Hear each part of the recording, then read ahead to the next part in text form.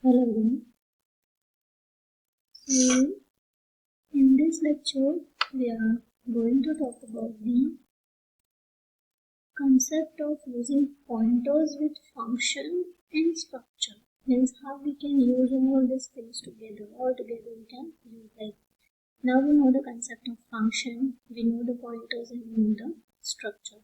So in this program, first let's understand that what we have done. We'll see the output and then we will understand the code. Okay, so this is a program of the 6 lines are there. Okay, so first see the output so you'll get an idea. So I'm just running the code. If it is asking for the name, let's say Neha, is let's say 12. So it is displaying the information, name and age both. But the first information is a normal information which we are displaying, but the other is using the pointers we are displaying. And to display this data, this information, we have used here function, pointer and structure. So see, first we have created the structure which has a char and integer, two data types for the name and the age respectively. After that, we have created two functions. One function is just to print the data, that is the display name of the function is display, and as you know that here we are storing the data in the structure. So structure is the first concept. Second, the function. The function we have taken two functions we have taken display and the second is the display pointer. So if you notice here in this display function, we are passing the argument object. S is an object of student structure. And in the second display pointer function, we are passing the pointer, right? But this is the object pointer because if you notice the data type, this is struct data type, right? So struct student and star means passing the whole structure. Whole structure means whatever the data it has, it contains. So all the things we are passing through the function, right? Passing to the function. Okay, so the structure done, function done, the declaration of function done. Now see the main function.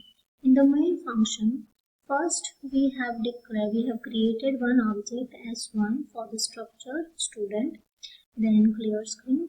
Then we are taking two values from the user, name and the age, and both we are storing in the S1 object for the data member name and age. Okay, so this is your input part. Now see what we are doing here. We are calling the function display, right? But what we are passing S1. So S1 contains multiple types of data because it has name and age, means multiple types of data. So when you want to pass multiple data at the same time, so that's why we have used the structures object which can carry all the information. So when you will call this function, it will jump over here, right? Directly it will jump over here. And you can see that here the name was S1, which is your argument, and here we are taking S as a argument or the parameter. Okay, after coming inside the display function, we have created one pointer, but it's a object pointer, or we can say that's a pointer which points to the structure, right? So asterisk ptr which will point to the structure student. Then one printf statement, and after printf statement we are simply printing the members value like s dot name and age dot name. So this s dot name and s dot age is coming from this. So see what is happening when you create this object s1, right? When you create this object s1, then you are storing the data in the s1 dot name and in the s1 dot age. So when you pass this S1, it will carry name and age both with it. Then and this S will catch all the details of S1 over here, and so I can print S name dot S age, right? Okay. After that, here we have one PTR. We have already declared it over here. And what we are doing, we are simply assigning the address of S object.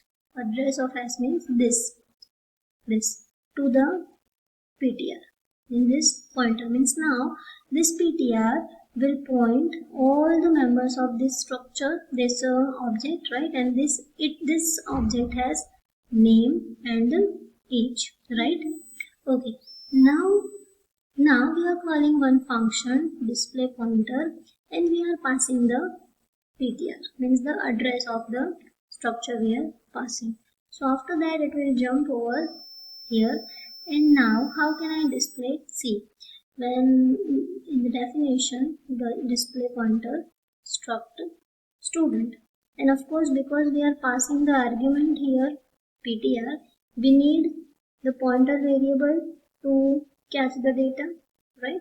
So here we have a PTR new, and what we are doing, we have simply printed the display information in the pointers. That's it.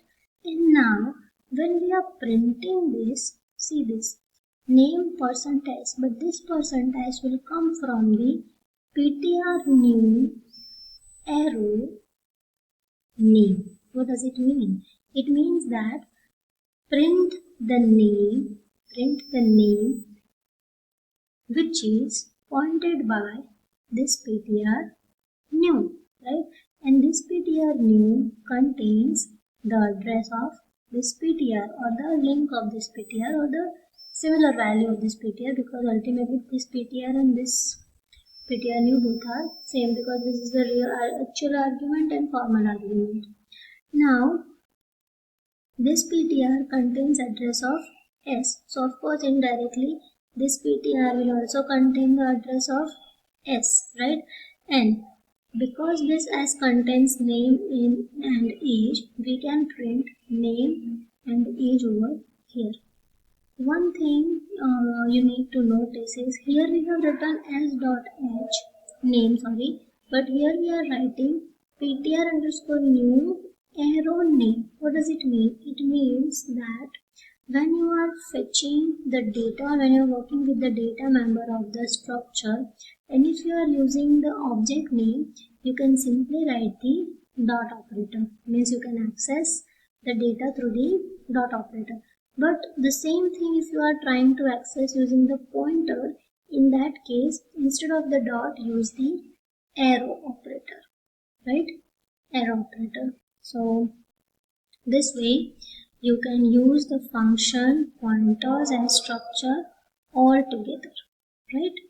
So you can try this program, you can run this program and try to dry run it on paper, so you will get an idea that actually what is happening inside the memory when you are transferring the structure through the pointer and all the other things, right? So try it, and that's it for this session.